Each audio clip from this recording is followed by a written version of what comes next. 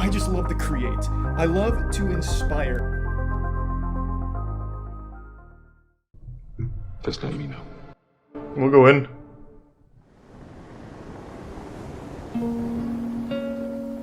Near the end of the 16th century, Thanks, the Prime Pony. a man by the name of John White embarked on a transatlantic voyage.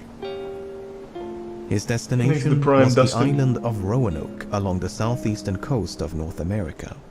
On this island, White had established an English colony some 3 years before, and he was now returning to resume his position as governor.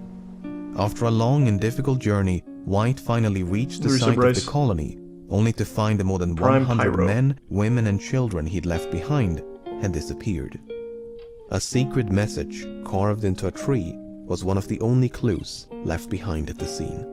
Before White had a chance to conduct a more extensive search, the ship returned to England, and in its wake, it left a mystery. What happened to the lost colony of Roanoke? I think I know the conclusion, so I'm just gonna say it. I don't remember if this is right since it's been so long, and I actually haven't watched this video. I was wrong. If I remember correctly, they just left. Events leading up to its disappearance. They literally just left. The story begins in 1584, when 2 ships sailed across the Atlantic to scout for a suitable location for the planting of the first permanent English colony. Makes a tier 1 bunch of eggs in the tier 1 mayo. In mid-July, they made landfall on a string of barrier islands known as the Outer Banks. The English quickly developed friendly relations with the local Native Americans and were soon invited to their village on Roanoke Island. After about a month, the scouting expedition returned to their ships and sailed back to England. Upon the expedition's return in late September, the man in charge of the enterprise, Walter Raleigh, immediately began preparations to plant a permanent colony somewhere along the Outer Banks. Raleigh was soon thereafter knighted by Queen Elizabeth I, and the new land was to be named Virginia in honor of the Virgin Queen. In April of 1585, a fleet of 7 ships departed England with a complement of roughly 600 men and loaded with enough provisions to sustain the colony for about a year. The fleet reached the Outer Banks at the end of June, but was soon faced with crisis. I know nothing about it. Navigating the waters of the Outer Banks can be notoriously treacherous, as indicated by these sinking ships. And when the flagship passed through one of the shallow inlets, it struck a shoal and was nearly destroyed. As the flagship carried the bulk of the provisions and most of it was now spoiled by seawater, the scope of the colony had to be dramatically reduced. About 100 men, far fewer than initially intended, were stationed on Roanoke Island, and with the natives' approval, they began construction of what was to become the Roanoke colony. The island was primarily chosen for its strategic value. It provided quick access to the ocean, while still making the colony invisible to Spanish patrols.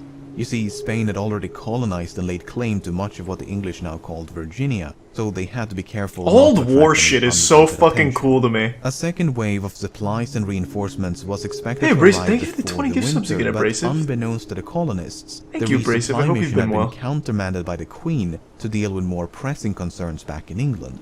As such, once the colonists ran out of food, they had to rely on the generosity of the natives. Appreciate the fat drop as always. Thank you, Abrasive. They had so much to spare and struggled to meet increasing demands by the colonists. This overdependence quickly began to strain their relationship. Meanwhile, people had begun to notice a disturbing trend. Every time the English visited a Native American village, many of its inhabitants would inexplicably collapse and die. The natives believed the English could kill from a distance by shooting invisible bullets, and they were not too far off. While unknown at the time, the English were carrying deadly pathogens to which the natives lacked immunity, and thus an epidemic was unwittingly unleashed upon the indigenous population. The 2 leaders back on Roanoke, Colonial Governor Ralph Lane and Indian Chieftain Wingina, eventually grew so suspicious of one another that cohabitation was no longer possible. Wingina decided to remove his people from the island and retreated to a larger village on the mainland. Meanwhile, Lane came to believe that Wingina had formed an alliance with other tribes and that they were plotting to launch an attack against the colony. Whether he was paranoid or not, Lane decided to take preemptive action. On the 1st of June 1586, Lane and his men made their way to the mainland. No, I'm pretty sure it has a real explanation. I think they just moved. They literally left. Men chased after and decapitated Wingina, and his head was later impaled outside a fort Holy of shit. the colony.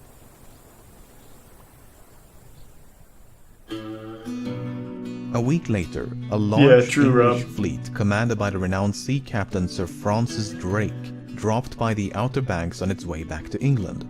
Given the lack of food and violent clashes with the natives, it was decided to abandon the colony. The colonists were hastily evacuated off the island, and then after 9 long months, they all returned home. All except 3, who were not located in time for the evacuation, and so the fleet left them behind. They were never heard from again. If the scouting expedition of 1584 had been a resounding success, the colony of 1585 was a categorical failure. Relations with the Native Americans had completely fallen apart, the severe lack of food had made life miserable, and they had failed to track down rumored sources of gold and copper which could have made the venture worthwhile. In spite of all this, at least one man But at least they found friends.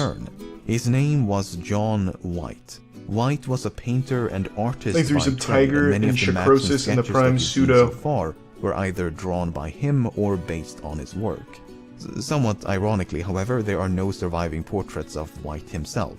White's participation in these earlier voyages is slightly ambiguous. He may have been part of the scouting expedition in 1584, but he was definitely part of the voyage in 85. What is a bit unclear is whether he stayed behind at the colony or returned to England with the outbound fleet. For instance, White's name is not included in a surviving list of all the colonists. But some historians believe this is merely an oversight and that he was in fact part of the colony. In either case, Sir Walter Raleigh was eventually persuaded by White and others to attempt a second venture. Unlike the first colony, which had been more... What if Roanoke grew so advanced that they actually were able to build teleportation and teleported out? White's pregnant daughter, is that a potential Eleanor theory? Dare. After a long struggle to secure the necessary funding, a fleet of 3 ships commanded by White, who would also serve as the governor of the colony, departed England in late spring of 1587. Thanks to the gift sub Kingo So and the resub Senpai. Thanks for a long time of watching. The misfortune of the first colony did not end with its evacuation in 1586. Only days later, a ship filled with provisions sent by Sir Walter Raleigh arrived at the Outer Banks. The crew spent some time searching for the colonists, but when they found no sign of them, scary adventure going from place to place on the sea like that. Home. The same thing happened 2 weeks later when an English-bound fleet loaded with supplies and reinforcements also found the colony deserted. Unwilling to leave the colony vacant, however, the captain left 15 crewmen on Roanoke before the fleet resumed course for England. John White had been told about the 15 crewmen before he departed, so when his fleet approached the Outer Banks in late July of 1587, he intended to pay them a visit. But this is where things get confusing. You see, the second colony was never intended to be established on Roanoke. After all, the long list of complications encountered by the first colony made it clear that Roanoke was far from an ideal location. Instead, the second colony, or the city of Raleigh as the man in charge had so immodestly named it, was to be planted somewhere along the coast of Chesapeake Bay. This made a lot more sense. The water was deeper to allow for larger ships, and not nearly as precarious as those around the Outer Banks. There was plenty of open space, the soil was more fertile, and all around it seemed an improvement to Roanoke Island. But the fleet's Portuguese navigator, Simão Fernandes, had other plans. Fernandes had also been the navigator of the 2 previous expeditions and was a far more experienced sailor than White. How does this all tie into Roanoke, though? I'm a little confused. It seems much of the crew respected the authority of Fernandes. As such, when Fernandes decided to ignore the plan about Chesapeake Bay and instead simply dump the colonists on Roanoke, White did nothing to challenge his decision. The rest of the crew quickly fell in line, and soon enough everyone disembarked for Roanoke. Upon reaching the abandoned colony, there was no sign of the 15 crewmen they had come to assist. Instead, they found a pile of bones that appeared to be the remains of one of them. Nice, they ate them. White suspected the men had been attacked by vengeful Indians, and any doubts he might have had were soon to be erased. After only a few days on the island, a colonist by the name of George Howe was attacked by a group of natives who pelted him with 16 arrows, before caving in his skull with a wooden club. Wow. A brutal yet unmistakable message. The English were no longer welcome on Roanoke. Even so, the colonists were not without allies. You see, when the scouting expedition returned to England in 1584, two Native Americans named Wanchese and Manteo were brought along with them. Wanchese was from Roanoke, while Manteo was from a neighboring village on the island of Croatoan. When they were finally brought back to North America in 1585, they had developed vastly different opinions of the English people. As soon as they made landfall, Wanchese returned to Roanoke with nothing but resentment for these foreign invaders. Meanwhile, Manteo was fascinated by everything the English had to offer. He became their trusted guide and a mediator of sorts to they had like technology and shit, right? First contact. So, following the death of George Howe, White reached out to the Croatoans, and they confirmed what he'd initially suspected. A large group of Indian tribes had indeed attacked the 15 crewmen stationed on Roanoke. This coalition was spearheaded by none other than Wanchese. At least that 2 bastard of the crewmen had been killed in the attack, while the rest escaped in a small boat, never to be seen again. Roanoke had become a much more dangerous place to live. Simão Fernandes remained anchored near the Outer Banks for about a month before he decided to return to England. In the meantime, the colonists had grown concerned about the long-term survival of the colony. If the colony were to be truly self-sufficient, they argued, they would require more people and more food. And a nuclear reactor. They implored Governor White to return to England with Fernandes so that he could bring back supplies and restock the colony. White was initially hesitant to leave as he feared he'd be accused of desertion if he returned to England alone. Not to mention he would have to abandon his daughter, who had recently given birth to a daughter of her own, named Virginia, on this remote and precarious island. But in time, he was persuaded to go, and as the fleet departed in late August of 1587, he could not have known he would never see any of them again. Oh no. The Kraken got him, huh?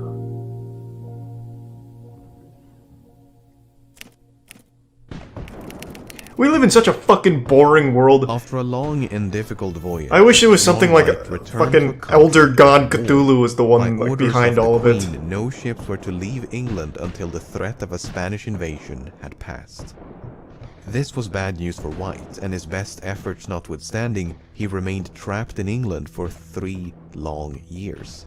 It was not until the spring of 1590, with the help of Sir Walter Raleigh, that White finally managed to book passage in a convoy bound for America. Upon reaching the Outer Banks, I haven't seen that, but that sounds scary, Sleepy. Sleepy. Plumes of smoke appeared to emanate from Roanoke Island. 2 boats were quickly dispatched, and the crew fired the ship's cannons to make their presence known. The men could see a great fire as they approached the island, but White never clarifies whether it was natural or lit by people. Once ashore, they made their way to the west end of the island and found a set of footprints. They appear to be fresh, don't know what that means, but there was no sign of those to whom they belonged. The search party then headed north and happened upon a tree where someone had carved the letters C-R-O. Upon reaching the entrance of the colony, they came across a second inscription. It was the word Croatoan engraved into a wooden post. The post was but one of many that now formed a defensive barrier around the colony. The colony itself was deserted, and clearly had been for some time, given the overgrowth of grass and weeds. The houses had been taken down and stripped of valuables. All they found were bars of iron, a few cannons, as well as 5 Iron's valuable. chests. There was no trace of the roughly 115 colonists Appreciate the or the generosity, small thank you. boats left in their possession. As far as anyone could tell, no one had lived here for quite some time. The story of the lost colony is often centered around the 2 engravings, and without the full context, it's easy to see how an author might imbue these inscriptions with intrigue and mystery. In truth, the carvings are some of the more well-understood elements of the entire story. At least John White had no doubts about their meaning. White explains in his notes that before he left in 1587, he and the colonists had come to an agreement. If they decided to abandon the colony before the governor's return, they were to leave behind a secret token of their destination. Furthermore, if this abandonment was forced upon them, they were to include a cross to signify distress. Because no such cross had been found, White was confident the colonists had safely relocated to the island of Croatoan. I fucking told you, White yeah. swiftly returned to the ship and convinced the captain to set course for Croatoan. But while the crew prepared for departure, the anchor cable snapped. And without the spare anchor, the captain felt it was too dangerous to continue. In the end, White never made it to Croatoan, and it was the last time he ever ventured across the Atlantic. Yeah, they literally just fucking left. Oh yeah, this place sucks, I'm out. While an unsatisfying conclusion, it seems relatively safe to assume the lost colony of Roanoke simply relocated to the island of Croatoan. Case closed? Not sure, Dead Alarm. There's a lot of cool history. Not quite. You see, while explaining the meaning of the inscriptions, White revealed another interesting yet puzzling detail. With a single sentence, White explains that before he left in 1587, the colonists were preparing to move 50 miles into the mainland. While Croatoan is about 50 miles south of Roanoke, it's also an island, distinctly not part of the mainland. As such, this lone sentence introduces, if but a modicum of doubt, to White's version of events. Like the prime thief and Perhaps Resub Heretic. Croatoan was not their intended destination after all. If so, where could they have gone?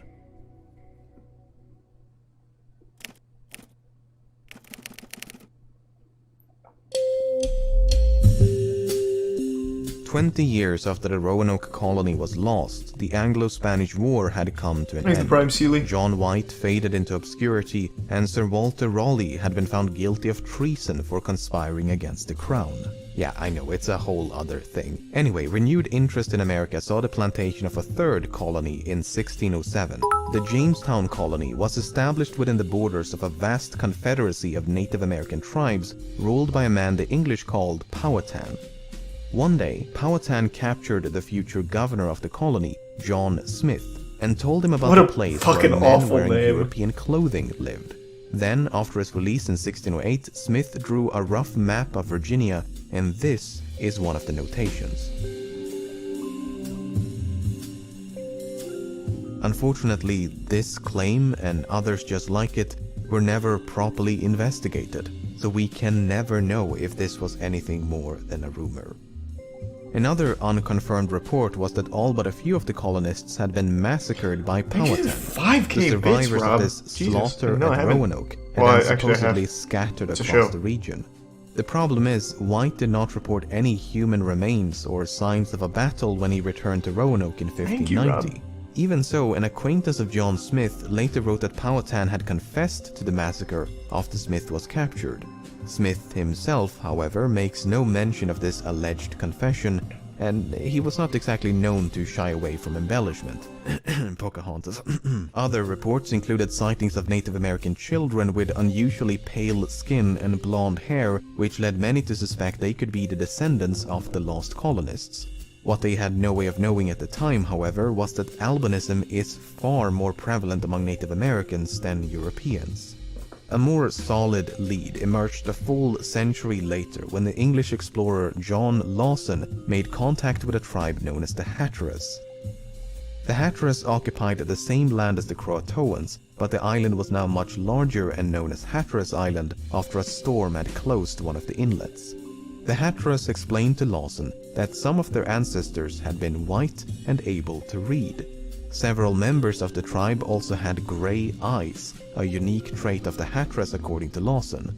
They also spoke of a local legend about a ghost ship, which they refer to as Sir Walter Raleigh's ship. Whoa! This, Lawson grew convinced the Hatteras was in fact the descendants of the lost colony. Much like John White, Lawson believed the colony had been relocated to Croatoan, and over time the two peoples had become one. Okay, so we now have two sources over a century apart arguing for the same version of events. John White says they went to Croatoan because carvings, John Lawson says they went to Croatoan because grey eyes and ghosts. Not the most decisive evidence perhaps, but it does make for a compelling argument. Following Lawson's encounter with the Hatteras in 1701, nothing of significance would be uncovered for centuries. That is, until the late 1930s when a series of peculiar stones suddenly brought the mystery back to life. Whoa, The stones had been what? inscribed with messages supposedly written by Eleanor Dare, the daughter of John White. Unfortunately, they all turned out to be fake. Oh, Well, cool. all except the first stone, whose authenticity remains in doubt. This stone features a message from Dare addressed to White in which she describes the tragic death of her husband and child. The composition of the stone makes it well suited for inscribing a message, but a poor choice for a forger, as they would have had to chemically age the fresh markings to match the weathered surface. It would not have been impossible, but quite difficult to do so in the 1930s. Why would they bother forging that shit in the first place? The stone was never heard from again, and the precise location of its discovery was conveniently kept secret. The credibility of the writing is equally contested, and there's just no consensus on what to make of it. Modern archaeological research has also been plagued by uncertainties. Excavations at Roanoke have mostly confirmed the presence of a 16th century English colony, but have done little in the way of determining its fate. Meanwhile, excavations on Hatteras has yielded a mix of Native American and European artifacts, including the hilt of a light sword, but nothing that can be definitively linked to the lost colony. To make matters worse, much of the evidence may now be underwater due to centuries of shifting sands and erosion of the islands. Damn, time is fucking crazy. It was partially out of frustration for this lack of progress that researchers made a remarkable discovery in late 2011. While inspecting, turns out the colonists are still alive. A member of the first colony they discovered immortality. Took note of these patches. Historically, patches like these have been used to correct minor mistakes, so no one had ever given them a second thought. This time, someone did and had the patches carefully examined. Underneath the lower patch, they found exactly what you'd expect: minor corrections. Underneath the upper patch, however, they found this. Siemens. This four-pointed star is a typical representation of a fort. A comparable symbol can be seen on this map from the early 17th century. The paint used to draw the symbol matches the paint used elsewhere on the map, including the corrections drawn on top of the lower patch, suggesting it was drawn and concealed by White himself. Whoa. More puzzling still, a slightly smaller four-pointed star enclosed by two concentric squares has been painted with invisible ink on top of the patch. This symbol can even be faintly discerned with the naked eye, meaning it's been hiding in plain sight all along. Finally, this fort is situated on the mainland, but what does it all mean? 50 miles west of Roanoke. Are the colonists among us now? Jesus Christ.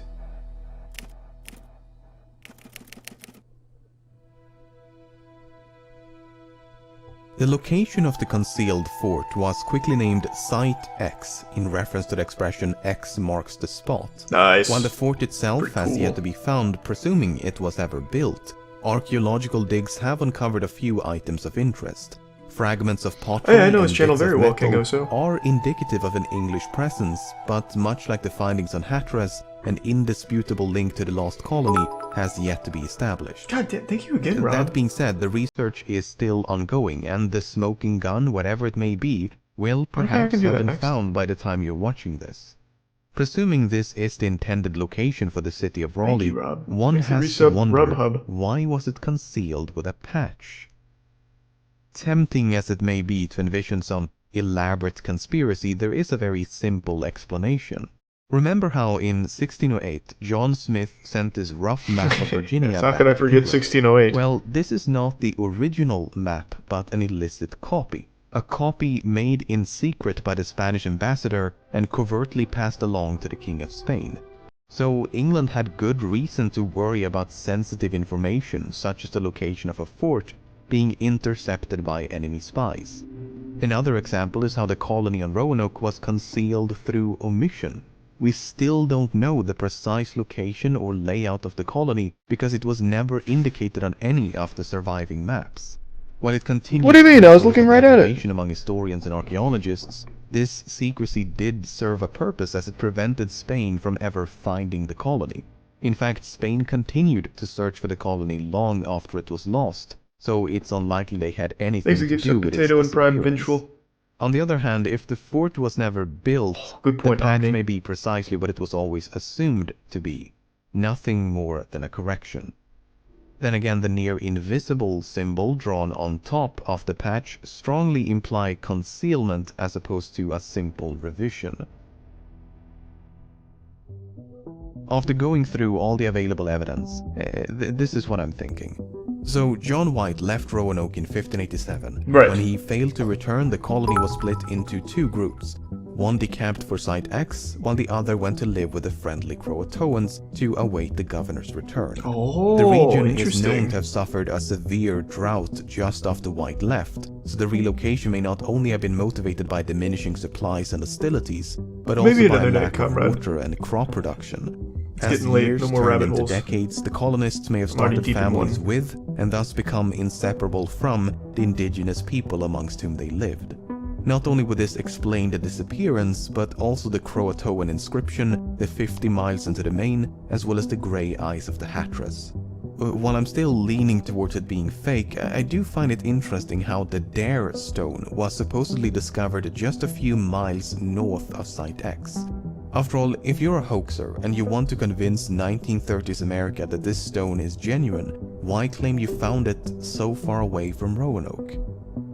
One should also keep in mind that much of the evidence relies solely on the words and paintings of one man.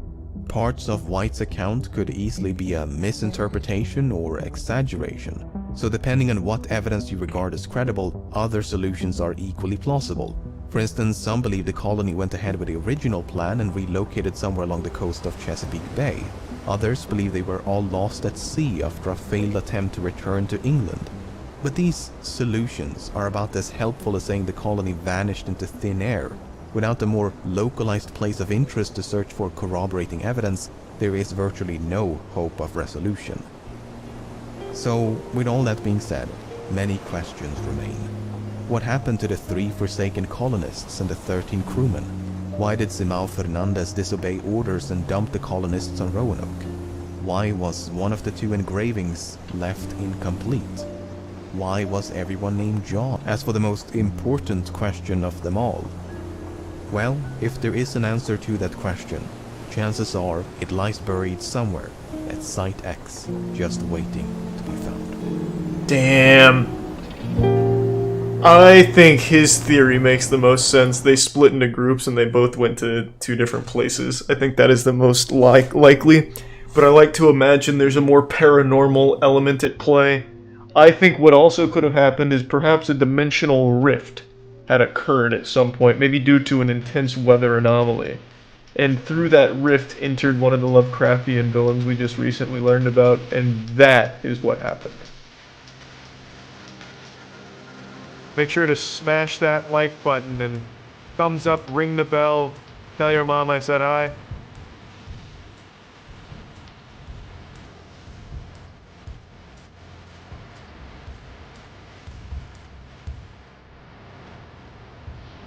Yeah, that's about it. See ya.